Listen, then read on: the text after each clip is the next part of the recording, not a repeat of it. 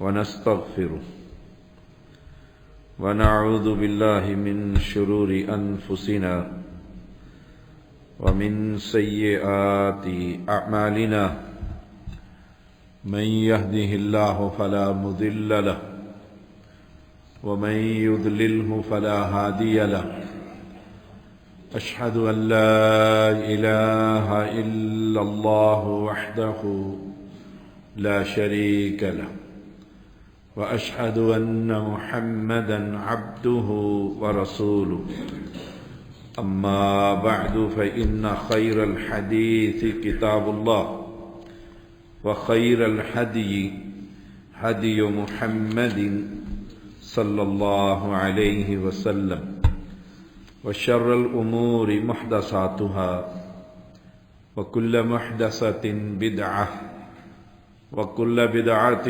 ضلالة وكل ضلالة في النار اللهم صل على محمد وعلى آل محمد كما صليت على إبراهيم وعلى آل إبراهيم إنك حميد مجيد اللهم بارك على محمد وعلى آل محمد كما باركت على إبراهيم وعلى آل إبراهيم إنك حميد مجيد فأعوذ بالله السميع العليم من الشيطان الرجيم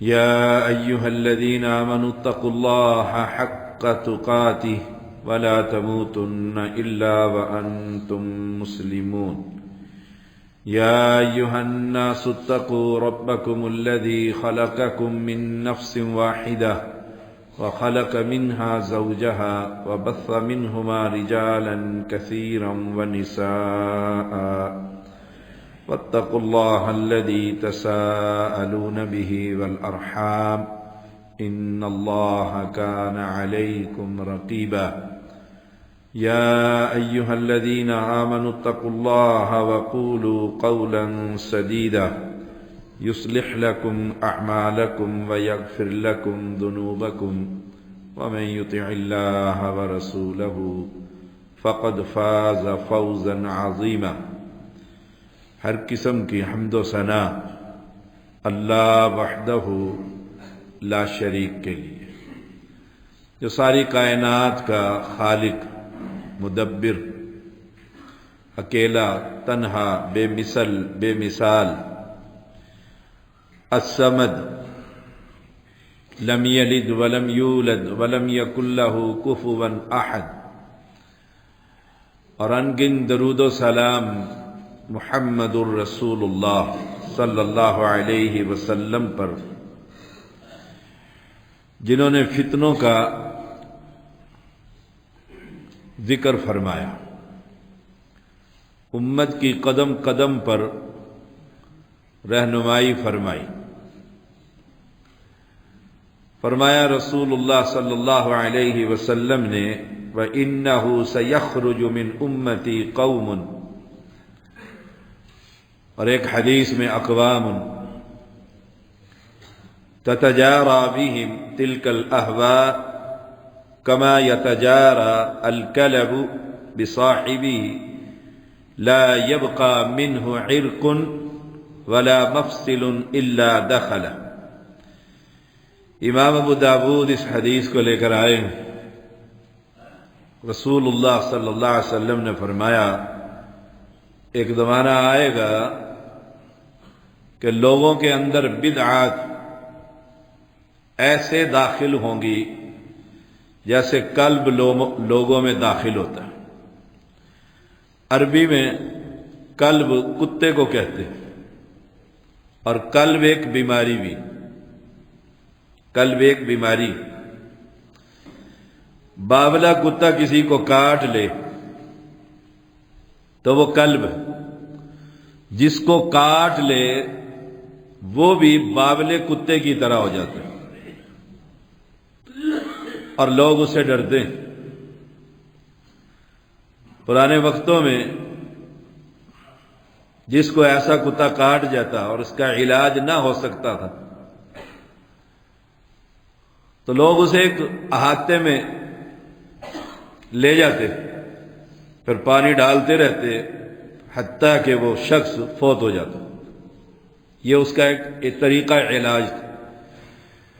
ہمارے علاقے میں ایک بندے کو ایسے ہوا تھا، اور اس کو پھر اس کے گھر والوں نے ہی، وہ جس کو کاٹ لے گا اس کو بھی یہ بیماری لگ جائے گی۔ ایک تو عام کتا کاٹ لے، پہلے ناف کے ارد گرد 7 انجیکشن لگتے تھے، ویسے ہی خوف آتا تھا کہ یہ ناف کے گرد کبھی لگے جو نہیں۔ اور پاگل باولا کتا جس کو کاٹ لے اس کا تو خوف انتہائی خطرناک ہوتا ہے، اس کی موت بھی بڑی اذیت ناک ہوتی۔ پیغمبر علیہ الصلوۃ والسلام فرماتے ہیں لا یبقى منه عرق ولا مفصل الا دخله، اور وہ بھی قلب کی مرض کی طرح اس کی تمام رگوں میں داخل ہو جائے گا۔ وہ جو بیماری باولا پن،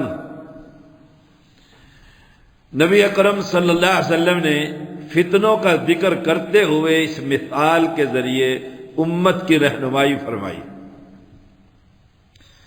ویسے ہی شریف آدمی کتے سے ڈر جاتا ہے، دروازہ کھٹکھٹائے تو اسے دیکھ لے بھئی اس کو باندھ لو پہلے۔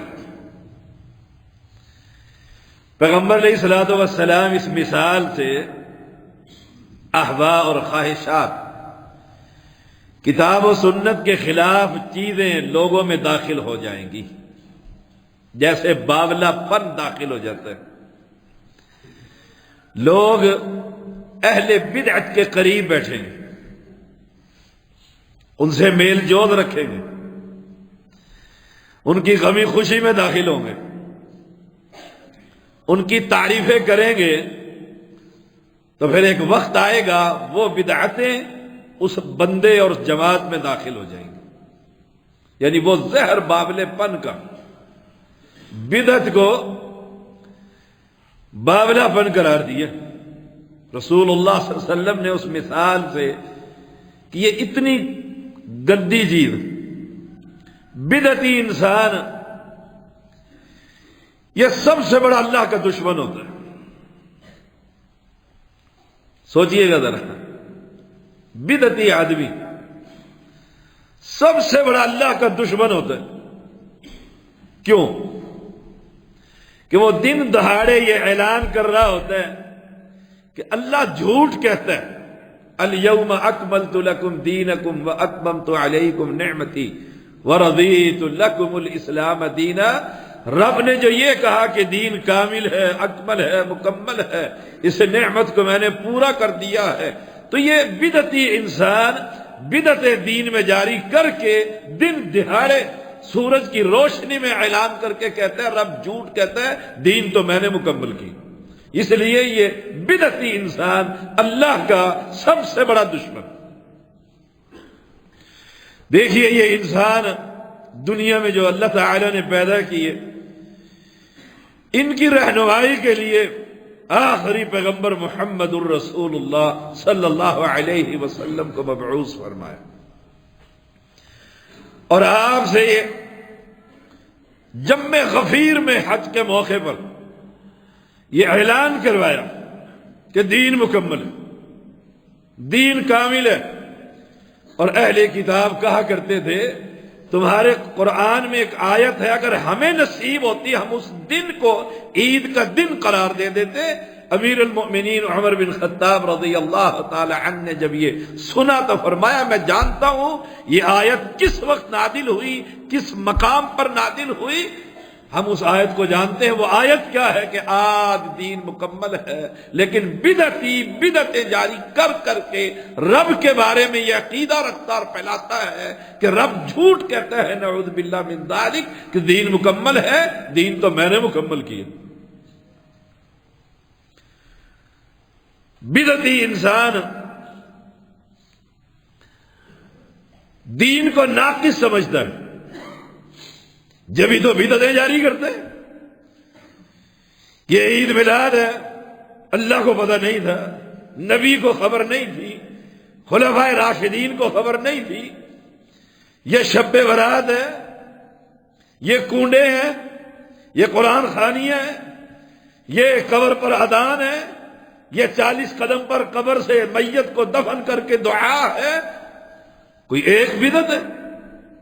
ہماری مسجد میں یہ پڑوس میں سے لوگ آتے ہیں جو نئے شفٹ ہوتے ہیں، مکان خریدتے ہیں، بناتے ہیں، شاہ صاحب بچے دیجئے قرآن پڑھانا، کہ خود ہی پڑھ لو جا کر گھر میں، خود ہی پڑھ لو، نہیں مولوی کے بچے پڑھیں گے۔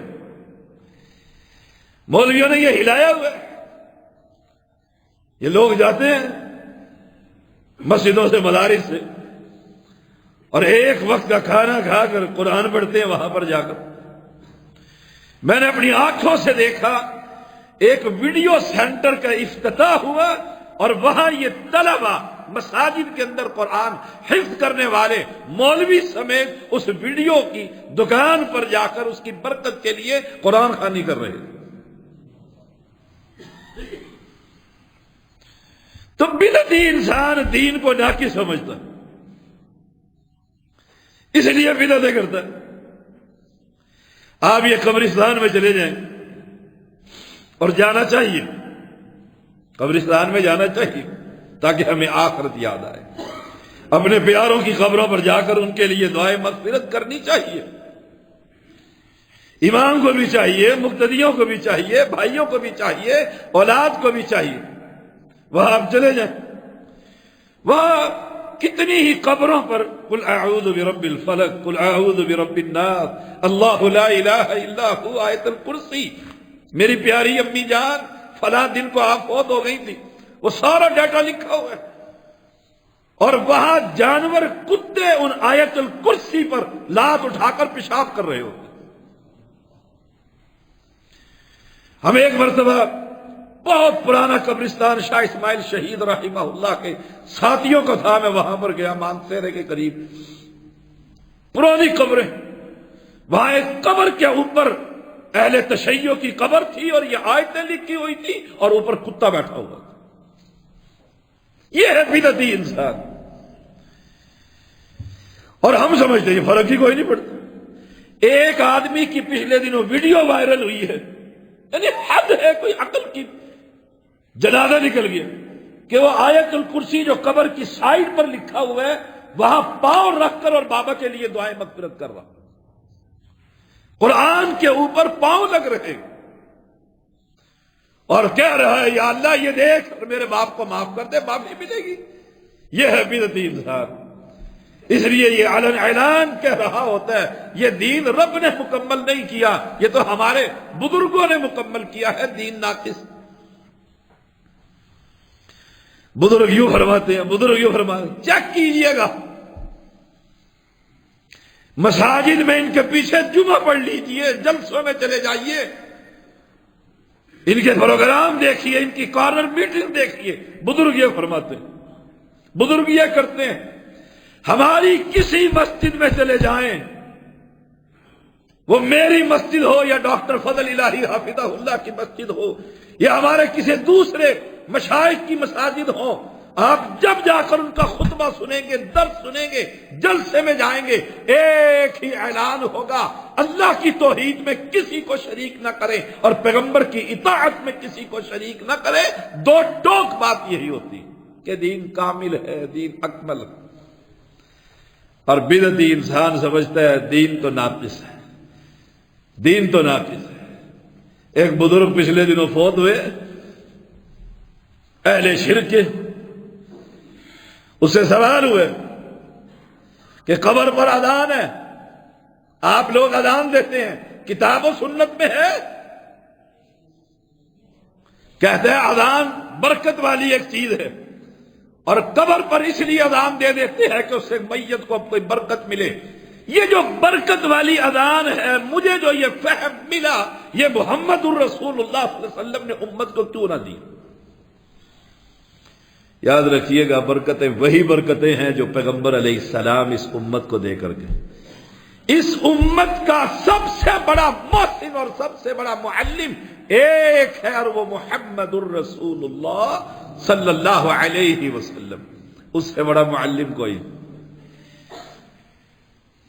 پیغمبر علیہ السلام کی پہلی جماعت صحابہ کی جماعت، پہلے شاگرد صحابہ، خیر القرون قرنی ثم الذین یلونہم ثم الذین یلونہم۔ پیغمبر کا زمانہ، صحابہ کا زمانہ، تابعین کا زمانہ گارنٹی والا زمانہ ہے۔ وہاں فوت ہو رہے ہیں، جنازے ہو رہے ہیں، میتوں کو دفن کیا جا رہا ہے، قبریں بن رہی ہیں۔ آپ مدینے میں جا کر ان قبروں کی زیارتیں کرتے ہیں، دعائیں کرتے ہیں۔ کبھی کسی قبر پر کھڑے ہو کر کسی شاگرد نے اپنے استاد کی قبر پر کھڑے ہو کر آذان دی؟ یہ بدعتی سمجھتا ہے دین ناقص ہے، اس میں حرج کیا ہے؟ بظاہر تو کوئی حرج نہیں ہے، قبر پر بیٹھ کر قرآن مجید کی تلاوت کریں، کوئی حرج ہے؟ گرن تو نہیں پڑھ رہے، قرآن ہی پڑھ رہے ہیں۔ کوئی منع کرے، دیکھو جی قرآن پڑھنے سے منع کر دے، کھانا سجا کر سورہ فاتحہ پڑھیں، جو ختم شریف دیں، دیکھو جی سورہ فاتحہ نہیں پڑھنے دیتے، کتنے گستاخ ہیں بابی۔ وہ میری دادی مر گئی، 40 کھانے مولوی کہنے لگا 40 ہونے چاہیے فروٹ۔ وہ گاؤں میں 40 فروٹ کہاں سے اکٹھے ہوں؟ 40 کھانے تیار کرو پھر 40واں ہوگا۔ بدعتی سے اللہ کا سب سے بڑا دشمن، اور ہم سمجھتے ہیں بڑا صوفی صاحب ہے، بڑا نیک ہے، منکے میں منکا گراتا ہے۔ دیکھو جی پیشانی پر محراب بن گئے ہیں بیچارے کے سجدے کر کر کے، کخ بھی فائدہ نہیں۔ کیوں؟ ابن ماجہ میں حدیث آتی ہے بدعتی کی اللہ عبادت ہی قبول نہیں کرتا۔ رسول اللہ صلی اللہ علیہ وسلم فرما رہے ہیں فَإِنَّ خَيْرَ الْحَدِيثِ،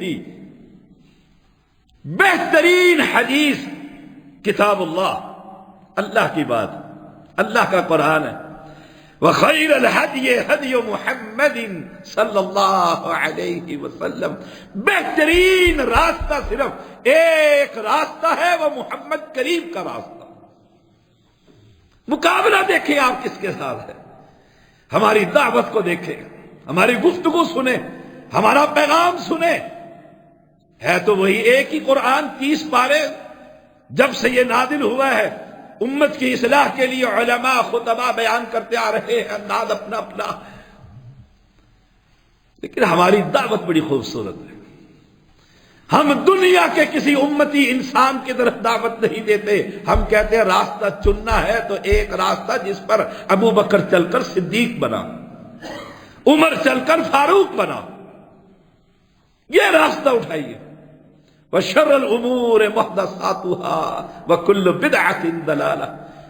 آپ فرما رہے بدترین کام نئی نئی باتیں ایجاد کرنا، بدعتیں ایجاد کرنا، اور ساری بدعتیں گمراہی۔ اور جب یہ آپ بیان کرتے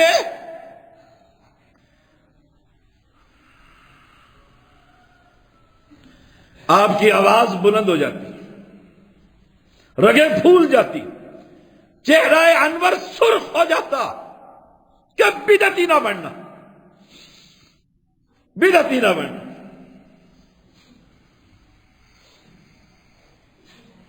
پیغمبر علیہ الصلوۃ والسلام بیان کرتے ہیں، کسی کو سمجھ آ جائے وہ توبہ کر لے، توبہ کر لے۔ دنیا کرتی، دنیا مسلمان ہو گئی ہے، ہم نے خود توبہ کی اس گندگی سے، شرک سے، بدعات سے، پیروں فقیروں کے ان چکروں سے، تعویذوں سے، مریدوں سے، مریدنیوں سے۔ لیکن بدعتی آدمی کو توبہ کی توفیق نہیں ہوتی، یاد رکھیے گا۔ فرمایا رسول اللہ صلی اللہ علیہ وسلم نے ان اللہ احتجز التوبہ علی کل صاحب بدعت، اللہ تعالی نے بدعتی انسان سے توبہ کو چھپا دیا، چھپا دیے. اسے گناہ کا احساس ہی نہیں ہوتا. یاد رکھیے زانی کو احساس ہوتا ہے کہ میں زنا کر رہا ہوں. زانی کو احساس ہے اس بات کا.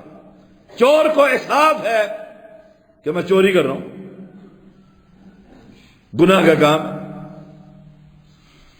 لیکن بدعتی کو وہ تو ثواب سمجھ کر کرنا ہے.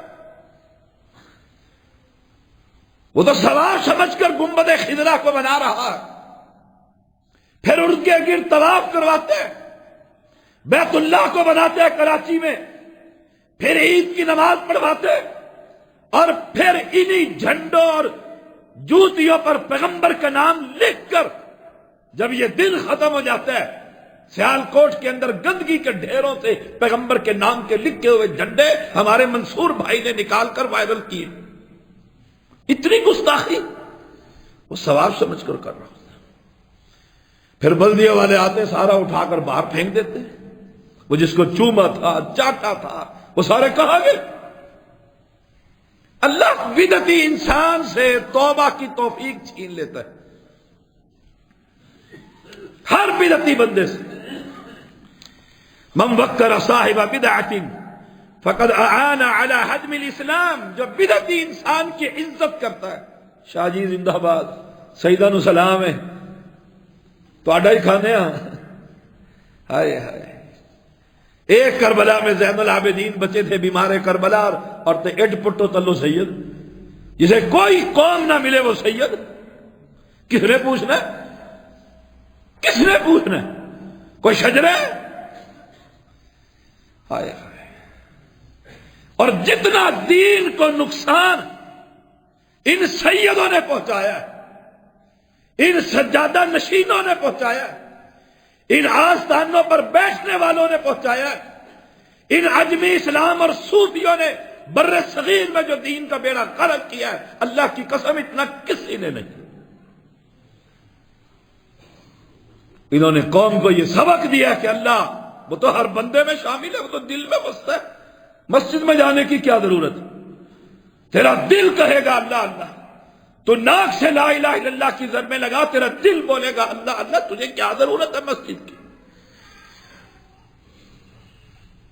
ان آستانوں والوں نے بندوں کو مسجدوں سے ہٹا کر مقبروں پر جھکوائے.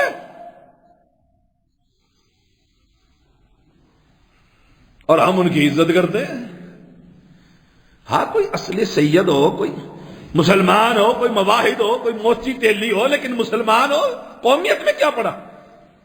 ان اکرمکم عند اللہ اتقاکم. عمر جیسا جنتی شخص، فرمایا عمر فی الجنہ، بلال کو کہہ رہا ہے یا سیدنا بلال، او ہمارے سردار بلال، سید بلال. کہ یہ غلام تھے، انہوں نے تکلیفیں بہت اٹھائی، اور حضرت عمر جیسا بندہ تو تلوار لے کر بیت اللہ میں گیا اور کہہ رہا میں جا رہا ہوں مدینے. جس نے اپنی ماں کے بچے گم کروانے میرا راستہ روک کر دیکھ لے، دھڑلے سے آئے. فرق تھا جو قربانیاں دی تھی. اور ہم پیچھے جا رہے ہوتے ہیں. سید ہے جی، سادات میں سے ہے جی، جیسا کیسا بھی ہے، بندر نچائے، کبوتر اڑائے، تیتر لڑائے، مرغے بازی کرے، جو مرضی کرے، سید ہے نا. سید کو کیا ہے؟ سید کو نہ آنکھ کھاتی ہے نہ کچھ کھاتی ہے. ابو لہب بھی سید تھا.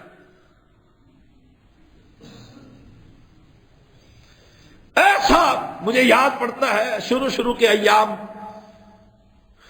میں میٹرک کا غالباً طالب پیپر دے کر فارغ ہوا. دین کی سمجھ آنے لگی کہ ہم کہاں اور دین کہاں. میں ایک بندے کو سمجھانے لگا، بس کی چھت پر ہم چڑھے ہوئے سفر کر رہے ہیں. کافی دیر سمجھایا، اس کی عقل میں نہ آئی. بزرگ آدمی تھا، آگے سے اس نے غلط حرکت کرنے کی کوشش کی. میں نے کہا میں سید ہوں. بس ایسا بیٹھا کہتا معافی چاہتا ہوں جو پہلے اونچی بول گیا، مجھے نہیں پتا تھا سید بال ہیں. ان سیدوں نے بیڑا غرق کر دیا. ہاں سید ہو ہم جیسے دن رات اللہ کی توحید کو بیان کرنے والے. وَلَا يَخَافُونَ لَوْمَةَ لَائِمٍ.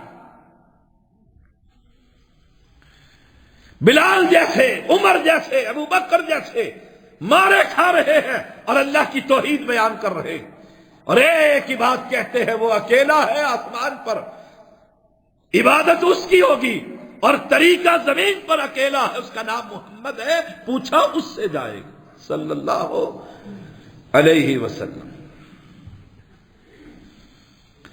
ہمیں تو پرواہ نہیں ہوتی، بدعتی اس کو اٹھا کر مصلی پر کھڑا کر دیتے، میرے مامے کا پتر ہے، مجھے ملنے آ گیا، مولوی ہے، ملنے آ گیا، اب میں اٹھا کر اسے مصلی پر کھڑا کر دوں، بدعتی کی عزت کروں؟ نہیں، اس بیچارے کو تو دین کا ہی پتہ ہی نہیں ہے،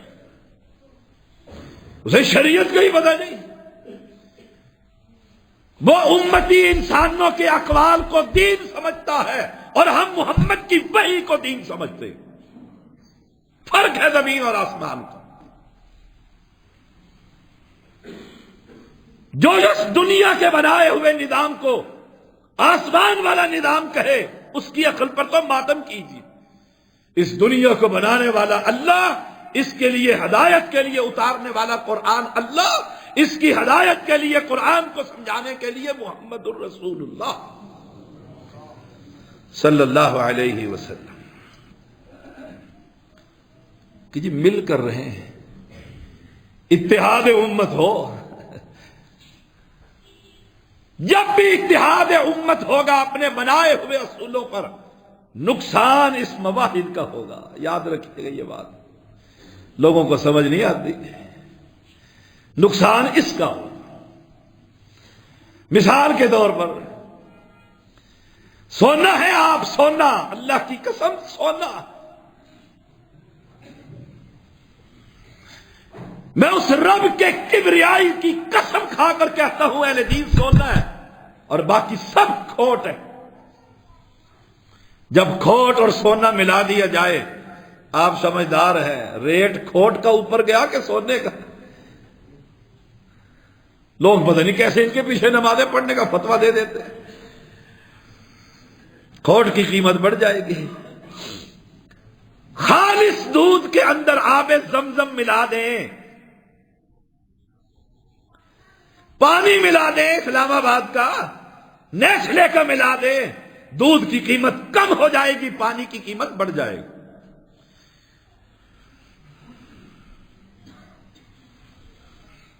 آپ تاجر لوگ ہیں، آٹا ویسے ہی نہیں مل رہا،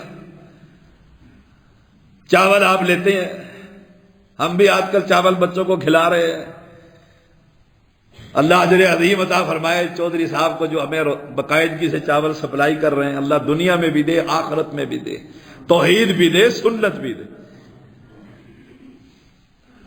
اس باسمتی کرنل میں، کائنات میں ٹوٹا چاول شامل کر دیں، مثال دیتا ہوں، ڈھیر لگا دیں یہاں پر، ادھر ثابت چاول کا اور ادھر ٹوٹا اور ثابت چاول مکس کر دیں، ایمانداری سے بچائیں، دو بھی گاہک آئے گا، بروکر آئے گا، ریٹ ٹوٹے کا لگے گا کہ ثابت لگے گا؟ ثابت کا نہیں لگے گا، ٹوٹے کا لگے گا۔ جب آپ ان کے پیچھے نمازیں پڑھیں گے، ان کی مجلسوں میں جائیں گے، ان کے کفر کو اللہ کی توحید پر جب یہ ضرب لگائیں گے، آپ برداشت کریں گے۔ اب تو سنی چیخنے لگ گئے وحدت امت پر، یہ جو لوگوں نے کانفرنس کی، یہ بدعتی سارے اکٹھے ہوئے، وہاں پر توحید پر رسمی پہنچے ہوئے، اور وہ کہہ رہا ہے تھوڑے سے ہی بچے تھے، باقی سارے مسلمان تو مال لوٹنے چلے گئے تھے جنگ احد میں، وہ کوئی مسلمان تھے؟ صحابہ پر تان کر رہا ہے اور ان کے زبانوں پر تالے لگے ہوئے۔ نقصان اہل حدیث کا ہوتا ہے، یاد رکھیے، جب بھی مل کر کام کرنے کی کوشش کریں گے، وہ یا علی مدد کا نعرہ ماریں گے، آپ خاموشی سے برداشت کریں۔ چلو یہ غیرت تو ہے جی، نعرہ نہیں مار رہے ان کے جواب میں، یا علی مدد نہیں کہہ رہے، لیکن چپ تو ہے، تو شرک کے اندر ان مجلس میں یہ بھٹو کی تحریک چلی تھی، میں 5ویں کلاس میں تھا، اب یاد پڑتا ہے، اہل حدیث بھی ساتھ، دیوبندی بھی ساتھ، بریلوی بھی ساتھ، شیعہ بھی ساتھ، پتہ نہیں وہ 7 ستارے بھائی بھائی، بھٹو تیری شامت آئی، نعرہ تکبیر، نعرہ حیدری، نعرہ رسالت، نعرہ غوثیہ، مواہد بھی چل رہے ہیں، ان کے پیچھے نمازیں بھی پڑھ رہے ہیں، دربار سے جلسہ بھی ہو رہا ہے، جنازہ نہیں نکل گیا۔ نقصان اہل توحید کا ہوگا۔